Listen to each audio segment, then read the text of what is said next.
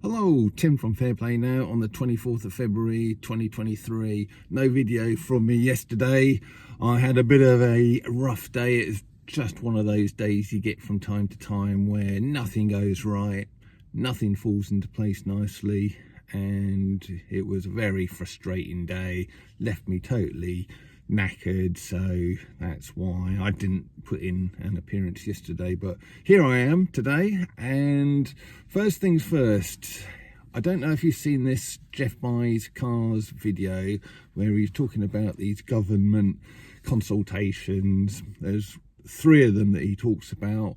One is about digital IDs, one is about, I think, road pricing, where they want to charge you per mile for every mile you drive in your car. So yet another attempt at restricting your freedom of movement. And there's another one as well, but the most urgent one is the digital ID one. The end of the consultation's coming up pretty quickly now, 1st of March I think it was. So you need to get your skates on if you want to do that, and I highly recommend you do. And Jeff, in his video, he talks about something he's got for you, some resources to help you make it a quick, easy process, because otherwise, if you just go onto the consultation and do it yourself, it's very convoluted, very complicated, deliberately so, which is one of these things I find about the government, which is so dodgy. They should just be, well, first of all, publicising this thing, having adverts left, right and centre all over the BBC, etc. And then they should be making it dead simple for you to make your views known. But they don't seem to want to do that. They seem to prefer to be undemocratic and to try and slide these things through under the radar, which is yet another one of these very, very dodgy aspects to the government that I've been seeing over the last 3 years. And talking about dodgy government things, I was talking to this guy during the event, the Oxford event last Saturday, and he was saying how he's had V's number 1 and 2 before sort of realising that it might not be such a good thing to have. It was brave of him to kind of admit it, so sort of huge respect to the guy. And I've certainly got no animosity to anyone who has had any of them, because personally I've been really lucky. First of all, I've got Lorraine, my wife, who is on the same page as me with this kind of thing. So I've had that. And then everyone else we know who have had the V's, they've been kind of, for the most part, almost all of them have been kind of, well, I'm having it, but if you don't want to have it, that's fair enough, that's down to you. Which, after all, is how it should have been from day one. It should have been, here it is, it's there. If you want it, come and get it. If you don't, no big deal. But no, they had to go really silly. But yeah, I was really lucky, but there were so many people who weren't, and I've heard so many stories about people who started off being adamant that they weren't going to have any of the V's, but then ended up kind of caving in due to all kinds of pressure. I've heard it all. There's people who had it because their spouses were threatening them with divorce if they didn't have it. There were friends who were saying they'd never talk to people ever again unless they had it. People who had circles of friends and they were going to be kicked out of that circle of friends if they didn't have the thing. There were parents who were saying they'd sort of disown their children. There was children who were saying to their parents they'd never see them again, wouldn't let them see their children or grandchildren. Parents grandparents and all sorts of other relatives. And that's before you get onto all of the big business and government sponsored coercion, where you were being faced with losing your job unless you had the things.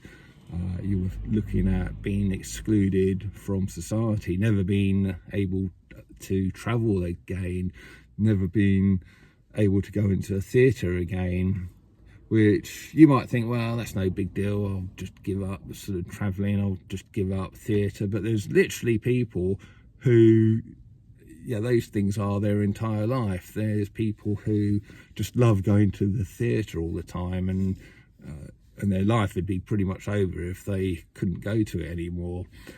And likewise, there's people who love going abroad to see new places, new countries all the time, and they're literally, as soon as they touch down back in this country, they're already planning their next trip away.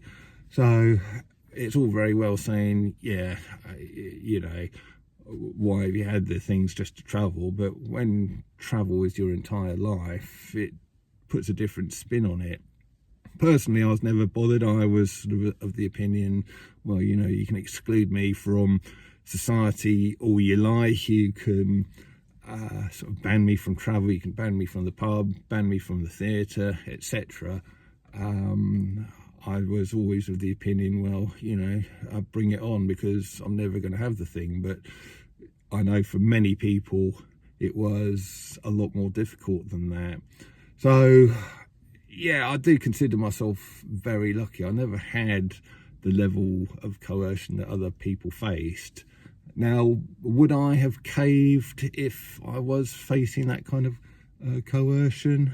You know, if my wife was saying she'd leave me if I didn't have it, if I was employed in a job that I absolutely loved and they were saying, you know, you're going to be out on your ear unless you have the things, would I have caved? I don't know. To be honest with you, I probably wouldn't have done, because I was so anti the things, so firm in my belief that the things were no good. But who knows? And I'm probably 80% sure I wouldn't have had them, but I can't say definitely that I wouldn't have been pressured into it had I been subject to the same levels of coercion that so many other people were facing.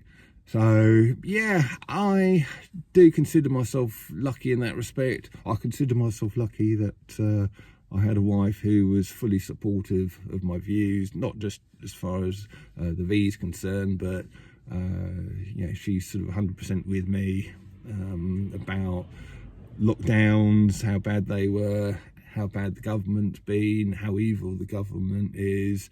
And yeah, she sort of stood sort of right by me, and I'm very grateful for that. And I'm very grateful not to have had the levels of coercion that so many other people have had. Although, believe you me, had I started facing them, I would have fought tooth and nail against them.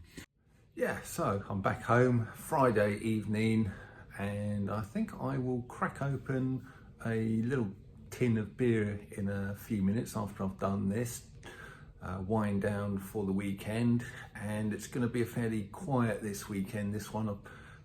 The last quite a few ones I've been very busy doing one thing or another, so I think just a quiet weekend is well deserved, I believe. So that's what I'm going to be up to. And though I might actually get along tomorrow morning, one of our local Stand in the Park guys is doing some guitar lessons, kind of a group guitar lesson thing, so I might get down there and have a strum and see how I get on with it. I did try and learn that instrument many years ago when I was in my 20s, but soon gave up on it. But I'll see what I can do this time around. He seems like quite a good teacher, so I'll give it a go. But just a few words to finish up for today. I've seen some crazy stuff that the powers that shouldn't be and the crazy people seem to be hell-bent on bringing in or making a reality. First of all, I see they're talking about the works of Shakespeare. You've also got people upset with Roald Dahl's works. People are being triggered about that, and apparently they want to reword a lot of his books. So I hear the prices of original unedited copies are going through the roof, because obviously people want the real McCoy, not this sort of made up, sanitized version of it that these ridiculous people are trying to do. And thirdly, they're talking about, I see the Church of England are talking about making God gender neutral. And you couldn't make it up, could you? And this stuff is all ridiculous, isn't it? Going back to the books, it kind of smacks to me of book burning a little bit. So editing books to suit the current political agendas and sort of banning them or sort of changing them. Yeah, it's a little bit like book burning, and we know that people who burn books aren't exactly the greatest people, are they? History has proven that time and time again. Now, you've noticed I'm just laughing at these things, really. Stuff like this used to trigger me. I used to see stuff like the gender neutral God thing, and sort of changing Roald Dahl. I can't say that name, Roald Dahl's name, and things like changing or editing Shakespeare's works and Dahl's works, etc. It all used to really trigger me, but I just think basically the people who want to do this are the same people who wanted to put the likes of me into camps and exclude me from society a year or two ago. So these days, when I hear about their nonsense, I'm just like, nah, you know, I don't take any notice of your opinions. I don't pay them any serious regard whatsoever, because frankly, you're the opposition. You know, you are sort of despicable people who believe in discrimination, despite what you say to the contrary. You sort of do believe in discrimination, and as far as banning books are concerned, you believe in censorship as well. So yeah, you are the opposition. You're against freedom. You're against sort of people just being happy and wanting to live their lives and do the best they can for themselves and their families. And you believe in a dystopian future. So all of these things you come out with, you know, I'm just going to laugh at now, which is very much what you deserve. So that is how I look upon these things now.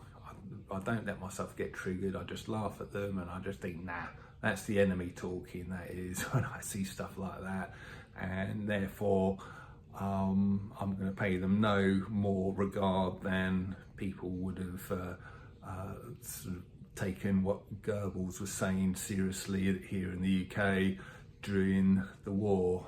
It's the same difference as far as I'm concerned.